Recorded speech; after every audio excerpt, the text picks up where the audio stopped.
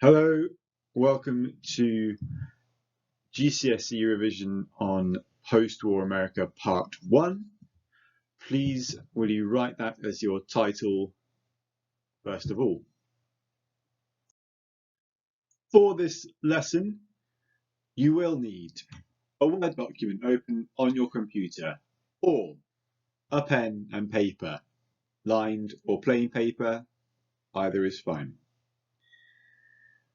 On Show My Homework, you will find a copy of the Knowledge Organizer, a copy of the textbook pages we will use, and a copy of these slides should you need them. During this revision lesson, please watch out for the pause button. That will indicate when you should pause the video to do a task. And please watch out for the sign, which will tell you how many minutes you should be spending on a task. Our first task to get our brains warmed up is to think about what we already know about post-war America. And so under your title, in the middle of your page, I would like you to write post-1945 America in the middle. And then around it, write any words or facts that you know about post-war America, post-1945 America. Use the images on the screen to help you.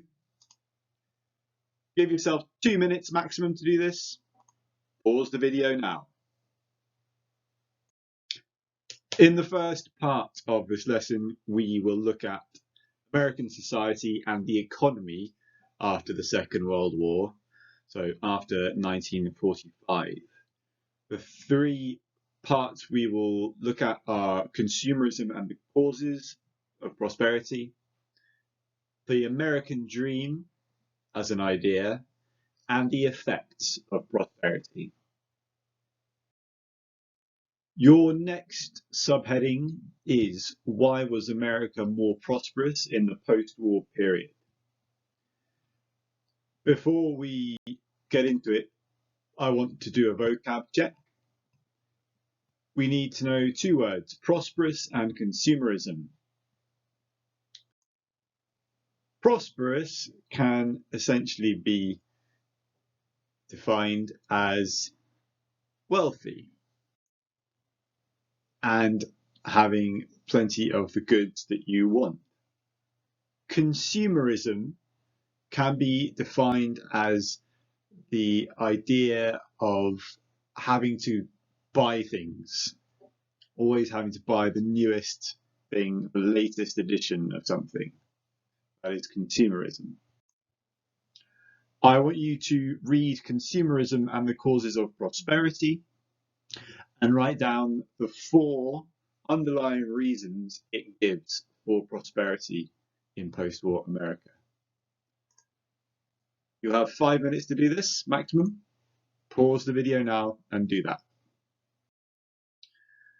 So as you saw, America emerged from the war relatively unscathed in terms of their production, and were able to produce around half the world's goods, which doubled the GDP of America. That is the amount of money they were creating. And this led to a boom in the American economy and led to the creation of the American dream. I want you to look at these 2 images, and under the question, what was the American dream, I want you to write down what Americans expected about their lifestyles after the Second World War based on these pictures. Write down what type of family they expected to have, where they expected to live, what they expected to own, and what they expected about how they lived. Okay, you have 2 minutes. Pause now and do that. The idea we should be having of the American dream by now is 2 kids, the perfect suburban house, all the goods you can want to buy, a very comfortable lifestyle. I want to add some details of this. First of all, please read the 4 paragraphs about the American dream and then summarize each of the paragraphs in 5 words or less.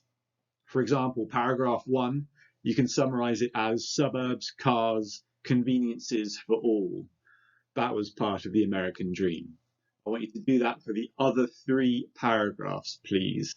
And you can also write your own paragraph 1 summary if you like. The challenge for you is to write a mnemonic for the different parts of the American dream once you have found them all. Completely up to you. It's creative. It's a challenge. I'm going to give you 10 minutes maximum. Pause the video here and do that. Your final task for this first part is a simple exam question. Describe 2 ways in which consumerism affected people's lives in the USA in the 1950s.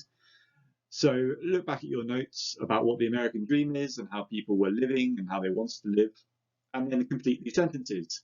1 way in which consumerism affected people's lives in the USA in the 1950s was, another way was. You should be able to do this in 5 minutes or less. Pause the video here and do that. And we're done. That is the end of the first part. There are 2 more parts to come, but right now I want you to take a break, maximum 5 minutes. Get yourself a drink, have a stretch, have a break, okay? 5 minutes tops, then come back and start the second part of this lesson.